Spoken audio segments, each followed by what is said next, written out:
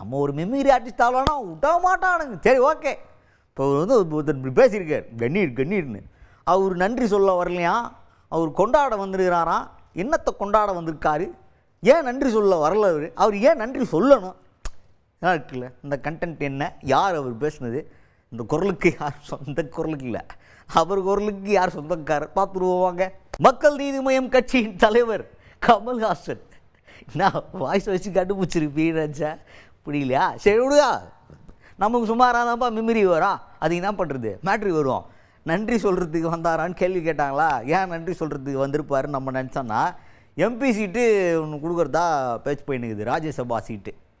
அதுக்கு ஒரு வேளை உங்களுக்கு கொடுத்துட்டாங்கன்னு சொல்லிட்டு உங்கள் பங்காளி நன்றி சொல்ல வந்தீங்களா முதல்வரை பார்த்து அப்படின்ற மாதிரி ஒரு கேள்வி கேட்க, அது என்ன சொல்லியிருக்காங்க அப்படின்னா, இல்லை இப்போ நமக்கு தீர்ப்பு வந்துருக்குது, ஆளுநருக்கு எதிரான தீர்ப்பு சுப்ரீம் கோர்ட்டில் வந்துருக்கு, அதை கொண்டாடுறதுக்காக வந்துருக்கு. தமிழ்நாட்டில் கொண்டாடினா பார்த்தாது, இந்திய அளவில் கொண்டாட வேண்டும் அப்படின்ற மாதிரி கொண்டாட்டத்தை பற்றி சொல்லியிருக்காரு. ஏன்னா இந்திய அளவில் ஏன் கொண்டாடணும்னு சொல்கிறாங்கன்னா, இந்த தீர்ப்பு எல்லாருக்கும் தெரியப்படுத்தணும். ஆளுநருக்கு எதிராக தமிழ்நாடு ஒரு கேஸ் நடத்துச்சு, அதில் ஆளுநருக்கு எதிராக தீர்ப்பு வந்திருக்கு, அதை இந்திய மக்களை நீங்களாம் தெரிஞ்சுக்கிங்க, நாளைக்கு உங்கள் ஸ்டேட்டில் ஏதாவது பிரச்சனைனா யூஸ் பண்ணிக்கிங்க அப்படின்னு சொல்கிறதுக்கான ஒரு கொண்டாட்டமாக இருக்கணும்னு அழுத்தம் திருத்தமாக பேசியிருக்கார் கமல்ஹாசன் அவர்கள். நான் வரும்போதே கேள்வி கேட்டாங்க, நன்றி சொல்ல வந்திருக்கீங்களான்னு.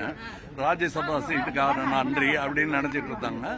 அது பார்ட்டியில் முடிவு பண்ணி யாருன்னு முடிவானதான் அப்போ நன்றி சொல்ல வருவோம். இப்போ வந்தது நன்றி சொல்லல, கொண்டாட வந்திருக்கோம். இந்த தீர்ப்பு நமக்கு சாதகமாக என்று சொல்வதை விட இந்தியாவுக்கே சாதகமான ஒரு தீர்ப்பை இவங்க போட்ட கேஸ்னால வந்திருக்குங்கிறதுனால கொண்டாடப்பட வேண்டியவர்கள் இவர்கள். அதனால அந்த கொண்டாட்டத்துக்காக தான் நான் வந்தேன். அதில் என்ன உதவி பண்ணணும்னாலும் தேசிய அளவில் இந்த வெற்றியை நாம் மற்றவர்களுக்கும் பிரயோஜனப்படும்படி கொண்டாட வேண்டும்.